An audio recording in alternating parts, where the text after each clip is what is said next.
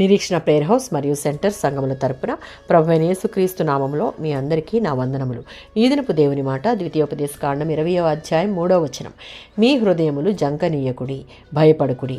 27వ సంకీర్తన 1-3 చరణాలలో తనని అణిచివేయాలని చూసే శత్రువులందరి కుతంత్రాల నుండి తనను తప్పించమని విజయవంతమైన విశ్వాసంతో దావీదు చేసిన ప్రార్థన, దానికి ఆధారంగా దేవుడు తనతో చేసిన నిబంధనను ఈ కీర్తనలో పొందుపరిచాడు.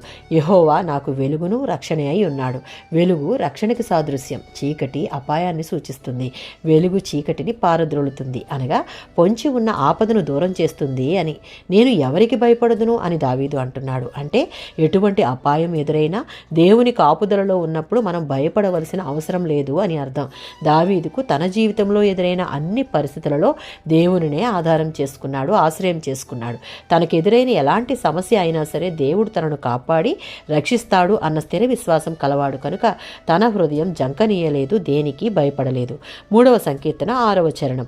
దావీదును బాధించువారు ఎంత విస్తరించి ఉన్నా, అతని మీదికి అనేకులు లేచినా, కృంగిపోయిన పరిస్థితులు ఎదురైనా, తనకింక సహాయం చేయువారు ఎవరూ లేరు అని ఒంటరి అయి ఉన్నప్పుడు 10,000 మంది దండెత్తి తన మీదకి వచ్చి మోహరించిన భయపడను అని అంటున్నాడు. ఎందుకు అంటే యెహోవా తనకు కీడముగాను అతిశయాస్పదముగాను తల ఎత్తువాడుగాను ఉన్నాడు అని.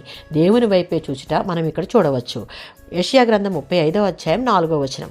దేవుని దృష్టికి నీతిమంతులుగా జీవిస్తూ ప్రతి సమయమందును దేవుని మీద ఆధారపడి దావీదు వలె దేవుని ఆశ్రయించే వారంగాను, దేవుని యొక్క బల ప్రభావాల యందు స్థిర విశ్వాసం కలిగి ఉంటే తన ప్రజలను అణిచివేసే భక్తిహీనుడైన అన్యజనుల నుండి దేవుడు వారిని రక్షిస్తాడు కనుక హృదయాలను కలవరపడనీయక, భయపడక ధైర్యంగా ఉండాలి. ఆమేన్.